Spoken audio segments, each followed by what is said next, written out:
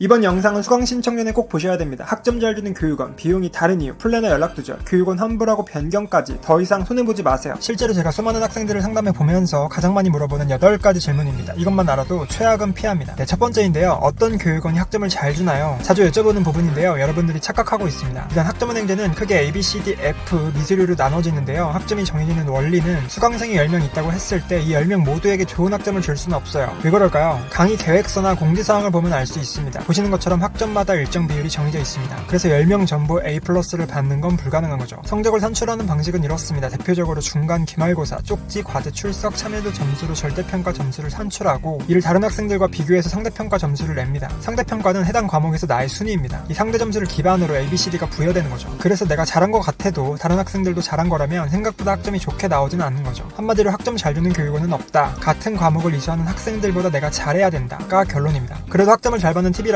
교육원이 아닌 과목마다 성적을 받는 차이는 존재합니다. 예를 들어 평생교육론이라는 과목이 있습니다. 이는 평생교육사 과목 중에 하나인데요. 이 과목은 B 이상을 받아야 자격증을 받을 수 있습니다. 그래서 수강하는 학생들이 매우 열심히 하는 거죠. 이렇게 경쟁자들이 열심히 하다 보니 학점을 잘 받기는 빡셉니다. 두 번째입니다. 왜 교육원마다 비용이 다른가요? 이거는 큰 틀을 이해해야 됩니다. 여러분들이 잘 아는 대학교들이 있죠. 대학마다 등록금도 다릅니다. 마찬가지로 학점은행제 교육원도 다양하고 비용이 다른 것이죠. 크게 두 가지로 분류를 해보면 온라인, 오프라인 방식, 그리고 플래너의 유무로 비용이 달라집니다. 일단 오프라인 기관은 흔히 말하는 대학교 평생교육원인데요. 아무래도 교수님들이 직접 강의를 하고 이 밖에 부대시설을 운영하는 비용이 있기 때문에 가격대가 있는 편입니다. 반대로 온라인 기관은 영상을 촬영해두면 몇 년 동안 강의를 송출하고 별도의 운영비가 없기에 저렴한 거죠. 그 다음은 플래너 유무로 인한 비용 차인데요. 예를 들어 여러분들이 해외여행을 간다고 생각해봅시다. 이때 두 가지 방법이 있어요. 자유여행이 있고 가이드 동반 패키지 여행이죠. 해외가 처음이라면 모든 것이 생소하기 때문에 이동 경로, 교통수단, 입장료, 일정 계획까지 모든 걸 알아보다 보면 정신이 없어서 관광을 즐기기가 어렵겠죠. 반대로 해외를 많이 다녀봤거나 익숙하다면 어려운 일은 아닙니다. 이처럼 여행지에서 발생하는 사소한 것들을 전부 계획해서 여행을 갈 거냐, 반대로 마음 편하게 안내해주는 대로 관광 위주로 여행을 갈 거냐, 이걸 선택하는 거죠. 세 번째입니다. 플래너가 잠수를 타면 어떻게 되나요? 플래너가 연락이 안 되는 경우인데요. 부서가 바뀌었다, 건강상 악화되었다 등으로 연락이 옵니다. 그때부터 가이드 여행에서 자유여행으로 바뀌는 거죠. 대부분이 모르는 것은 학점은행제 진행 중에 교육원을 이동하는 것이 가능합니다. 그래서 기존의 교육원이나 플래너가 마음에 들지 않는다면 다른 곳에서 상담받고 이동을 하는 거죠. 저 같은 경우에도 오프라인에서 온라인으로 옮긴 케이스이기도 하고요. 또한 뭔가 모르게 쎄한 느낌이 든다면 개강전 전액 환불이 가능합니다. 그래서 환불을 받고 다시 상담받고 진행하는 것이 가능하죠. 그래서 어떤 교육원이 좋은 건가요? 이건 정답이 없습니다. 사람마다 다르기 때문이죠. 내가 어떤 과정을 하는지에 따라 온오프라인이 결정되고, 그리고 비용을 중점적으로 생각할지 아니면 확실하게 과정이 마무리가 되는 걸 원하는지, 이렇게 교육원 선택 기준을 정하는 게 중요합니다. 네 번째, 왜 플래너들이 계획한 플랜이 다 다른가요? 두 가지만 기억하면 됩니다. 플랜은 이론적으로 가능한 것과 실질적으로 가능한 것으로 나눠집니다. 어떤 플랜은 보면 앞뒤에 안 맞는 플랜이 있어요. 학위 조건에 안 맞는 플랜인 거죠. 이렇게 진행하면 나중에 졸업장에 안 나오는 겁니다. 근데 제가 봤던 대부분의 플랜은 이론적으로는 성립이 됩니다. 근데 문제는 실질적으로 불가능하고 비효율적인 플랜도 많았다는 거예요. 예를 들어 독학사를 마구잡이로 배치하거나 학생이 원하지도 않는 어려운 자격증을 배치하는 거죠. 계획을 세울 때는 학점 취득 방법인 수업, 자격증, 독학사 이 세 가지의 밸런스가 제일 중요합니다. 추가로 편입 공부를 하는 분들이라면 편입 공부까지 생각해야 되는 거죠. 그래서 제가 학점은행제 경험을 통한 이론들로 보다 효율적인 방법을 학생들에게 알려드리는 겁니다. 다섯 번째, 왜 학점은행제 광고가 많나요? 여러분들이 학점은행제를 알아볼 때 마주치는 모든 부분이 사실 전부 다 광고입니다. 여러분들이 카페에 글을 올렸는데 어떤 사람이 열심히 댓글을 달아준다, 그러면서 자기 아는 분을 소개해준다고 합니다.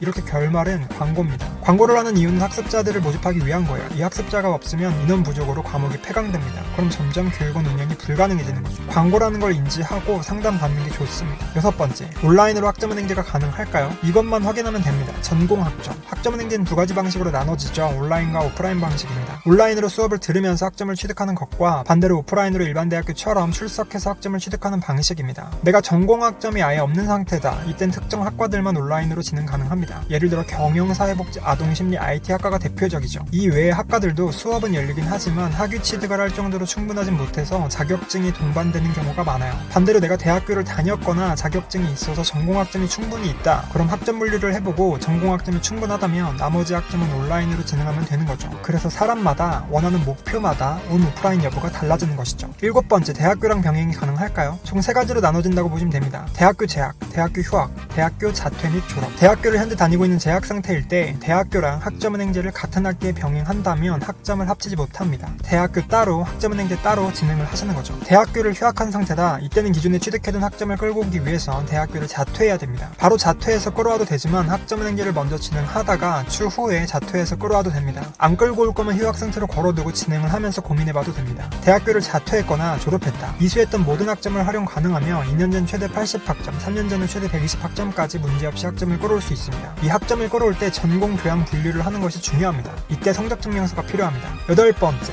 학습자 등록 기간을 놓쳤을 때 학점을 미리 취득해도 상관없으며 나중에 학습자 등록을 하면서 동시에 학점 인정하면 되는 것이죠. 마찬가지로 이전에 취득했던 자격증도 학점 인정됩니다. 이러한 행정 처리보다 중요한 게 학점을 취득하는 거죠. 마지막으로 학점은행제가 교육원을 잘 정했다고 해서 성공하는 게 아닙니다. 여러분들이 과정을 시작하고 끝날 때까지 포기하지 않고 시간을 들여야죠. 학점은행제를 하는 게 확실해졌다면 어떤 교육원이든 빠르게 시작하는 게 가장 유리합니다. 여러분들이 정보를 알아보는 그 시간도 결국 비용이거든요. 감사합니다.